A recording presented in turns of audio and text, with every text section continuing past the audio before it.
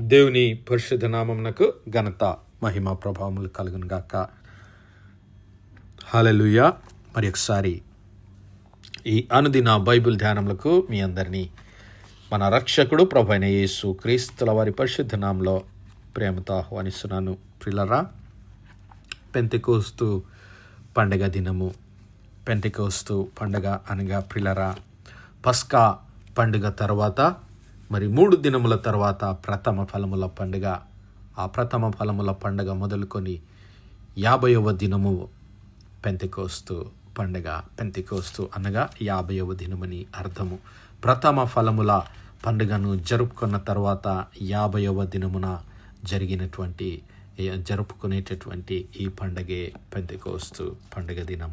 ఈ పెంతెకోస్తు పండుగ దినాన మరి పాత నిబంధన గ్రంథంలో తెలియజేసినట్లు నూతన ఫలములతో మరి దేవునికి అర్పణ చెల్లించవలసినటువంటి సమయము, సంఘముగా కూడుకొనవలసినటువంటి సమయం. ఇదిగో 7వ విశ్రాంతి దినపు మరుదినం వరకు మీరు 70 దినములు లెక్కించి యెహోవాకు క్రొత్త ఫలముతో నైవేద్యము అర్పించవలెను. పెంతెకోస్తు పండగ దినాన మరి ఆ ఇశ్రాయేలు ప్రజలకు దేవుడు విధించినటువంటి ఆజ్ఞ ఏమిటి అంటే క్రొత్త ఫలముతో దేవునికి నైవేద్యము అర్పించడం. ఆనాడే మీరు పరిశుద్ధ సంఘముగా కూడుకొనవలెను. 2 ఆజ్ఞలు దేవుడు వారికి ఇచ్చాడు. మరి ఏమిటి ఆ క్రొత్త ఫలము?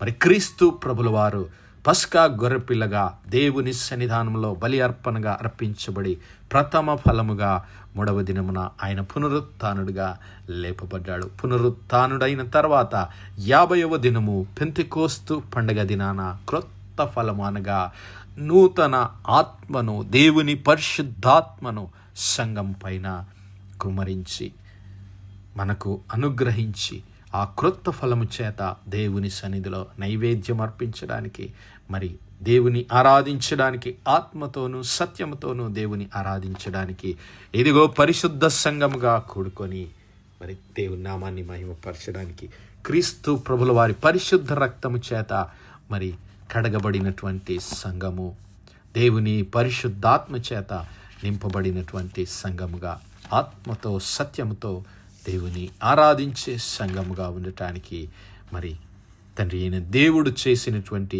వాగ్దానము, పరిశుద్ధాత్మ వాగ్దానమును మనమందరము పొందుకున్నటువంటి దినము అది పెంతెకోస్తు పండుగ దినము. హల్లెలూయా. మరి ఆ పెంతెకోస్తు పండుగ దినాన జరిగినటువంటి ఆ యొక్క పరిశుద్ధాత్మ ఆగమనము, పరిశుద్ధాత్మ కృమ్మరింపును మనం ఒకసారి జ్ఞాపకం చేసుకుందాం. పెంతెకోస్తు పండుగ దినం వచ్చినప్పుడు అపొస్తల కార్యములు 2వ అధ్యాయం 1-4 వచనాలు. పెంతెకోస్తు పండుగ దినం వచ్చినప్పుడు శిష్యులందరూ ఒకచోట కూర్చుండి ఉండిరి. అప్పుడు వేగముగా వీచు బలమైన గాలి వంటి ఒక ధ్వని ఆకాశము నుండి అకస్మాత్తుగా వారు కూర్చుండి ఉన్న ఇల్లంతయు నిండెను. మరియు అగ్ని జ్వాలల వంటి నాలుకలు విభాగింపబడినట్లుగా వారికి కనబడి వారిలో ఒక్కొక్కని మీద వ్రాలగా అందరూ పరిశుద్ధాత్మతో నిండిన వారై ఆ ఆత్మ వారికి వాక్శక్తి అనుగ్రహించిన కొలది అన్య భాషలతో మాట్లాడసాగిరి. దేవునామానికి మహిమ కలుగును గాక. ప్రియులారా, ఆ పెంతెకోస్తు పండుగ దినాన మరి పరిశుద్ధాత్మ దేవుని రాకడ, పరిశుద్ధాత్మ దేవుని కృమ్మరింపు ఏ విధంగా మరి సూచనల ద్వారా, మరి గురుతుల ద్వారా వారికి అనుగ్రహించబడింది.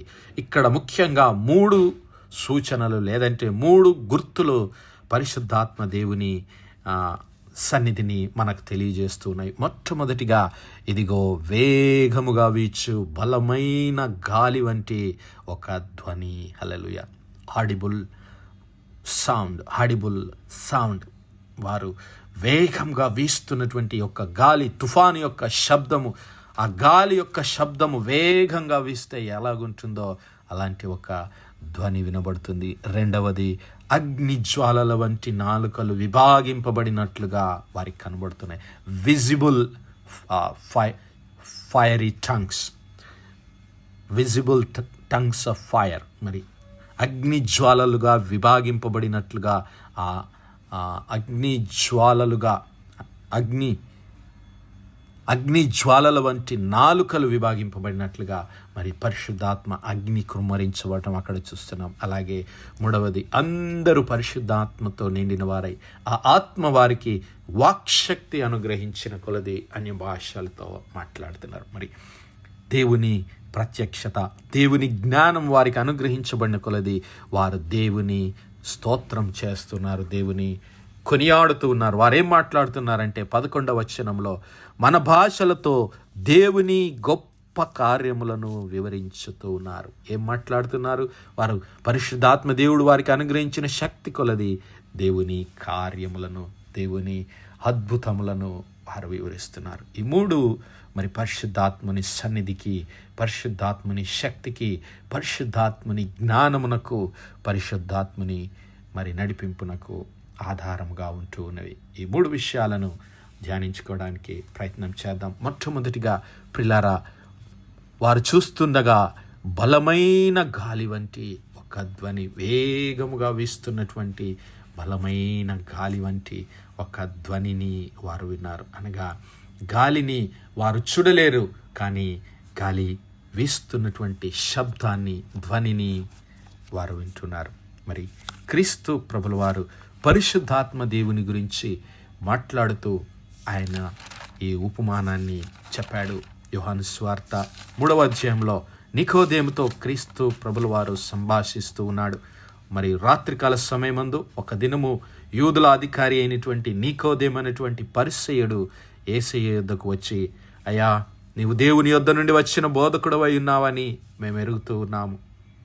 కాబట్టి నీవు దేవుని యొద్ద నుండి వస్తేనే కానీ, దేవుడు నీకు తోడై ఉంటేనే కానీ నీవు చేస్తున్నటువంటి క్రియలు ఎవ్వరూ చేయలేరన్నప్పుడు యేసయ్య అన్నాడు, ఇదిగో ఒకడు క్రొత్తగా జన్మించితేనే కానీ అతడు దేవుని రాజ్యమును చూడలేడు. క్రొత్తగా జన్మించడం అంటే యేసయ్య మరి వివరించాడు, దేవుని ఆత్మ మూలముగా జన్మించడం. హల్లెలూయా. ఒకడు యేసయ్య అన్నాడు, నీటి మూలముగాను ఆత్మ మూలముగా జన్మించితేనే కానీ దేవుని రాజ్యంలో ప్రవేశించడు. శరీర మూలముగా జన్మించినది శరీరము, ఆత్మ మూలముగా జన్మించినది ఆత్మయునయ్యున్నది. కాబట్టి మీరు క్రొత్తగా జన్మించాలి అని చెప్పినప్పుడు మీరు ఆశ్చర్యపడవద్దు అని చెబుతూ ఆయన దేవుని పరిశుద్ధాత్మ చేత నీవు నేను నూతనముగా జన్మించాలి, నూతన ఫలములు ఫలించాలి అని తెలియజేశాడు. గాలి తనకిష్టమైన చోటను విసురును, నీవు దాని శబ్దము విందువే గాని అది ఎక్కడ నుండి వచ్చునో ఎక్కడికి పోవునో నీకు తెలియదు. ఆత్మమూలముగా జన్మించిన ప్రతివాడు అలాగే ఉన్నాడు. హల్లెలూయా. మరి ఇక్కడ గాలి యొక్క మరి ఆ ప్రవాహము, గాలి యొక్క వేగమును ఆయన పరిశుద్ధాత్మనితో పోలుస్తూ ఉన్నాడు. ఏ విధంగా గాలి యొక్క శబ్దాన్ని నీవు వింటావు, కానీ గాలిని నీవు చూడలేవు. అది ఎక్కడి నుండి వస్తుంది, ఎక్కడికి వెళ్తుందో నీకు తెలియదు. అలాగే ఆత్మ మూలముగా జన్మించిన వారు అలాగుంటారు. ఎందుకు అంటే పరిశుద్ధాత్మ దేవుడు ఆత్మ మూలముగా జన్మించినటువంటి వారిని, అనగా పరిశుద్ధాత్మ దేవుని అధికారమునకు తాము అప్పగించుకున్నటువంటి వారిని పరిశుద్ధాత్మ దేవుడు అలాగున దేవుని సన్నిధానంలో నడిపిస్తాడు. హల్లెలూయా. అందుకే దేవుని రాజ్యంలో నీవు నేను ప్రవేశించాలి అంటే నీవు నేను ఆత్మ మూలముగా జన్మించవలసిన వారమై ఉన్నామని క్రీస్తు ప్రభుల వారు ఆనాడే ఆ నికోదేముతో స్పష్టంగా బోధించాడు. హల్లెలూయా. మరి ఆయన పునరుత్థానుడైన తర్వాత, ఆయన పునరుత్థానుడు అయ్యే సమయంలో ఆ 40వ దినమున యెరూషలేములో శిష్యులను కలుసుకొని ఆ ఒలీవల కొండ మీద శిష్యులతో పలికినటువంటి చివరి మాటలు, ఇదిగో మీరు యెరూషలేము నుండి వెళ్ళక నా వలన వినినటువంటి తండ్రి అయినటువంటి దేవుని వాగ్దానము కొరకు, పరిశుద్ధాత్మని వాగ్దానము కొరకు మీరు యెరూషలేములో నిలిచి ఉండండి. ఎప్పుడైతే మీరు ఆ పరిశుద్ధాత్మను పొందుకుంటారో అప్పుడు మీరు శక్తి నొందెదరు గనుక మీరు యెరూషలేములో నిలిచి ఉండండి అని క్రీస్తు ప్రభుల వారు శిష్యులకు ఆజ్ఞ ఇచ్చాడు.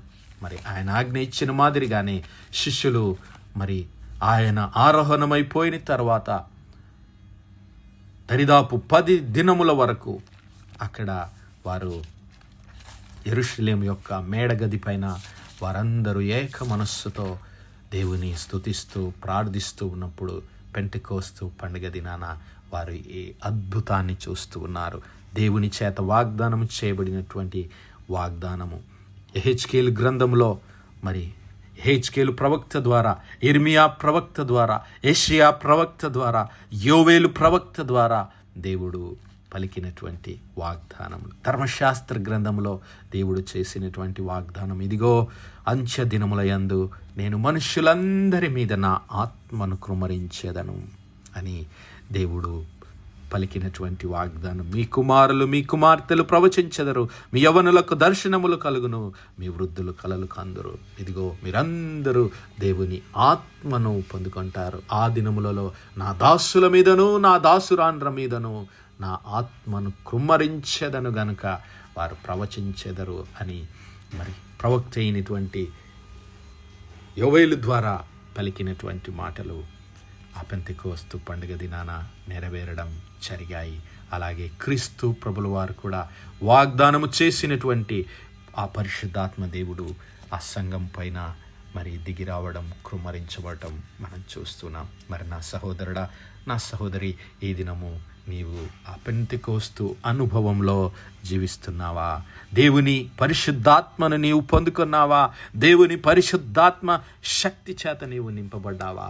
ఒకవేళ నీవు ఇంకా దేవుని ఆత్మ చేత నింపబడకపోతే ఇదే అనుకూల సమయము, నేడే రక్షణ దినము. ఆయన సన్నిధిలో మనము వేచి ఉందాం, దేవుని సన్నిధానంలో కనిపెడదాం.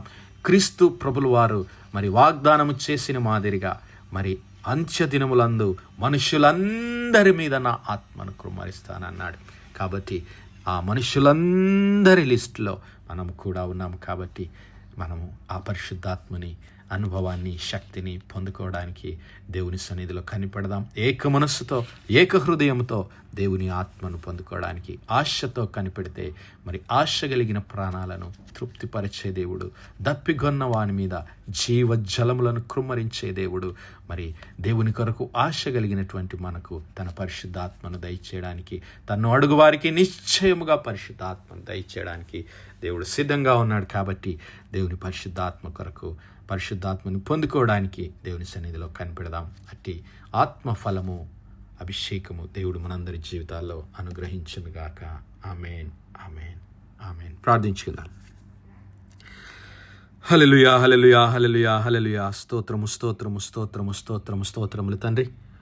అత్యంత కృపాభరితుడవు, అత్యున్నత సింహాసనంపై ఆసీనుడవైన మా ప్రియ పరమ తండ్రి, చిమ్మగలిగిన మా దేవ, సైన్యంలోకి అధిపతివగు మా యెహోవా తండ్రి, కృపా కనికరములు గల మా ప్రభువా, సూర్యోదయం మొదలుకొని ఇంత మట్టుకు మా తండ్రి మీ కృపలో భద్రపరిచి మరొకసారి మీ ప్రియ కుమారుడు మా ప్రభువైన యేసు క్రీస్తుల వారి పరిశుద్ధ నామములో దేవా మీ కృపా సన్నిధానంలో ప్రార్థించడానికి సజీవ లెక్కలో మమ్మల్ని లెక్కించిన తండ్రి, మీకు స్తుతులు, స్తోత్రాలనైనా.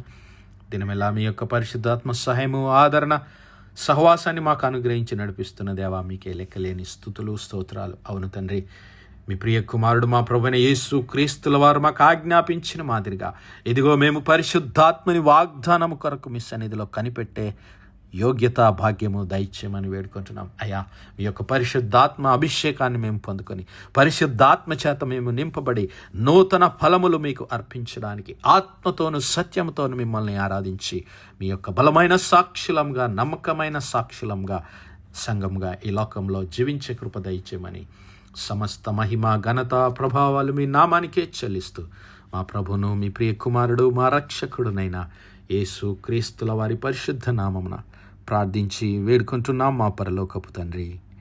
ఆమేన్, amen, amen. God bless you all. Praise the Lord. Shalom.